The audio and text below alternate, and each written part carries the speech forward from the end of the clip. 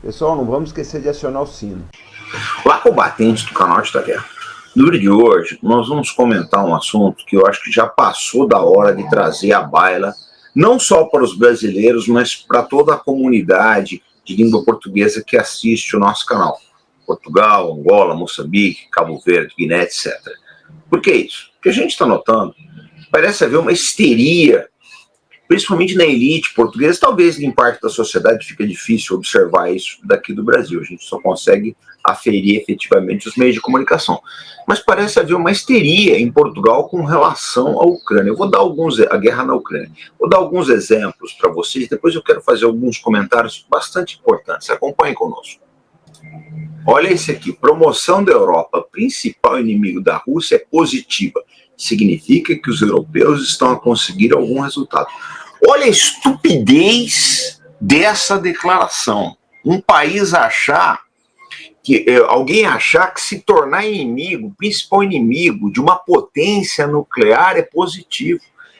Gente, quando você é inimigo de uma potência nuclear, você é um potencial alvo de bombas atômicas. Eu não consigo entender isso, a estupidez de uma declaração dessa daí. É estupidez elevada ao quadrado. Eu não sei o que uma pessoa tem na cabeça para dar uma declaração dessa, mas não foi só isso, vamos ver outras. Olha essa outra aqui.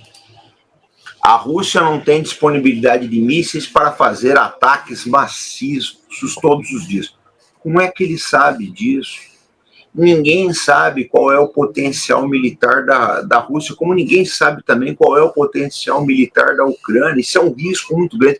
Esse é o tipo de declaração que um militar de carreira jamais deve fazer, supor que o inimigo tenha ou não tenha determinada condição.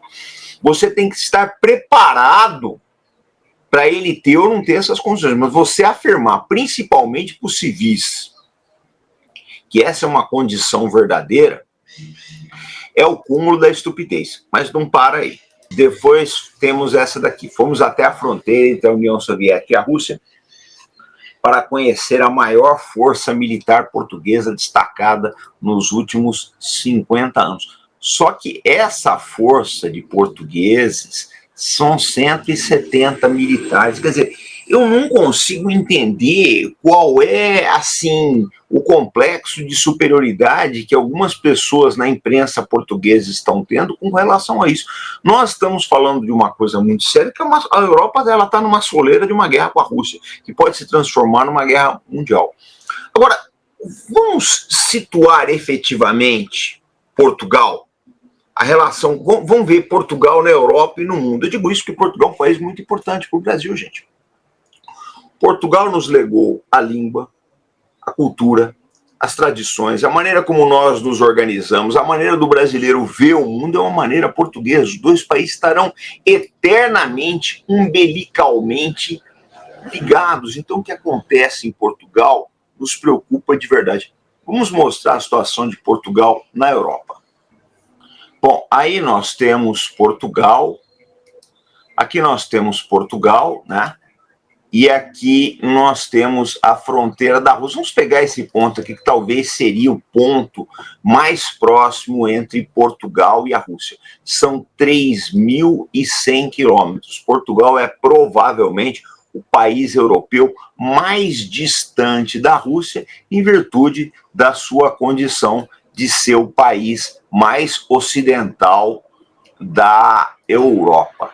Então, o que acontece? A gente não consegue entender. A Rússia, para chegar em Portugal, ela precisaria se deslocar por mais de 3.100 quilômetros. A Rússia definitivamente não é uma ameaça para Portugal. De forma alguma, a gente não consegue entender a raiva com que alguns comentadores, né, como eles chamam lá, com que alguns comentadores se referem à Rússia. Não dá para entender isso, é histeria. Não há nenhuma racionalidade nesse tipo de discurso dos comentadores portugueses. Mas eu quero colocar uma outra coisa bastante importante, né? Bastante importante sobre Portugal. Vamos ver o que é. Olha, eu pedi para fazer uma pesquisa no Grok, que é o sistema de inteligência artificial do Twitter, né? E o que eu pedi lá, um resumo com os dados sobre a pobreza da população de Portugal. Vamos ver o que ele me apresentou em resumo, né? Os dados indicam que a pobreza em Portugal tem mostrado sinais de melhoria, especialmente entre crianças, com taxas recentes sugerindo uma tendência de redução, né? Muito bem, taxas recentes sugerem uma tendência da redução da pobreza em Portugal, segundo o inteligência artificial do X, né, ex-Twitter do nosso amigo Elon Musk. Nós vamos dar uma olhada em outras percepções. Pessoal, eu fiz a mesma pesquisa no DeepSeek. O DeepSeek coloca que a taxa de pobreza entre pessoas de mais de 65 anos disparou 17,1% de 2022, né, para 21,1% em 2023. Tá? Aqui eles concordam que a pobreza infantil caiu um pouquinho, né, mas o que eles colocam lá mais para frente? A população portuguesa é estimada em 10,64 milhões, com projeção de leve redução para 10,38 milhões em 2025.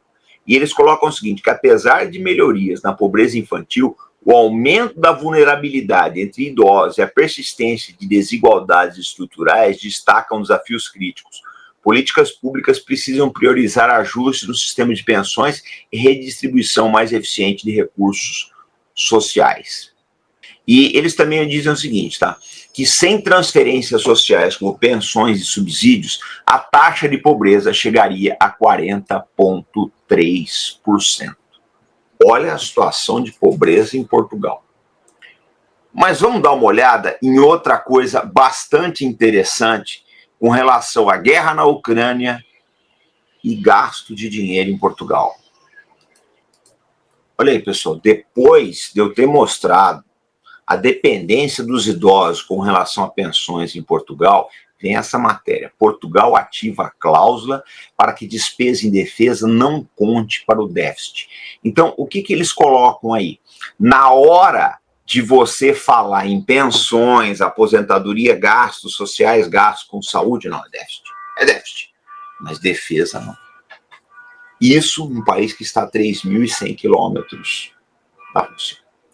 A conclusão que nós chegamos aí, Portugal está sendo empurrado por uma guerra que não é só sua, não Portugal, toda a Europa. Mas a gente fala de Portugal porque eu falo sempre que é o país, né, que tem uma ligação muito forte com o Brasil, então é necessário esclarecer isso daí. Não dá para entender a estupidificação das elites portuguesas, não só os meios de comunicação, mas também políticos aí e até militares. É muito triste o que está acontecendo com Portugal. Então, só para encerrar, eu queria dizer o seguinte, se a imprensa portuguesa ela fosse tão veemente com Gaza, com a invasão do Iraque em 2003, como ela está sendo com a guerra da Ucrânia, essas guerras já teriam acabado.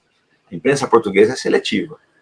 Ela se preocupa com a Ucrânia, porque eu não sei, mas as outras guerras parece que passam ao largo. Então, deixe seu comentário, diga o que você acha da imprensa portuguesa, você que é de Portugal aí, né? Diga o que você acha, se você acha justo aí retirar as defesas do déficit, do teto de gastos orçamentário, coloque seu comentário aqui, é muito importante.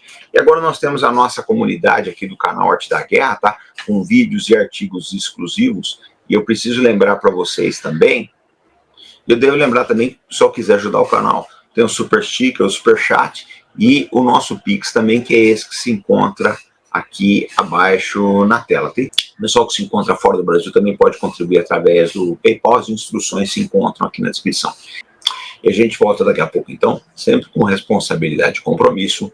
Fé no Brasil, pessoal. Até mais. E na lista de desejos da Amazon, vocês encontram diversos livros do Coronel McGregor, que além de ser um excelente comentarista, ele é um escritor de mão cheia. E em Margin of Victory, ele fala de diversas batalhas decisivas, né, que alteraram a guerra moderna. Mas não é só isso. Em Warriors Rage, ele fala de uma batalha de carros de combate ocorrida na Guerra do Golfo em 1991, quando os Estados Unidos enfrentaram os exércitos de Saddam Hussein. Em Soviet East German, ele descreve a aliança entre soviéticos e a Alemanha Oriental, um dos melhores exércitos do Pacto de Varsóvia. Agora, o clássico mesmo do Coronel McGregor é Breaking the Phalanx, A New Design for Land Power. Rompendo a falange, né? Um novo design para a força terrestre, onde ele propõe um novo modelo, uma nova concepção de exército para os Estados Unidos. E o trabalho do Coronel McGregor alcançou uma repercussão tão grande que já começaram a escrever sobre ele. Por exemplo, esse livro pergunta se o McGregor não seria um agente da mudança, né? É um caso de estudo sobre o livro do McGregor, Breaking the Phalanx. Todos esses livros estão na lista de desejos da Amazon, e todas as vezes que vocês compram livros e outros itens pela lista de desejos, vocês estão ajudando o canal Arte da Guerra. Eu lembro que a Amazon aceita boleto, parcela no cartão de crédito e a entrega é bastante rápida.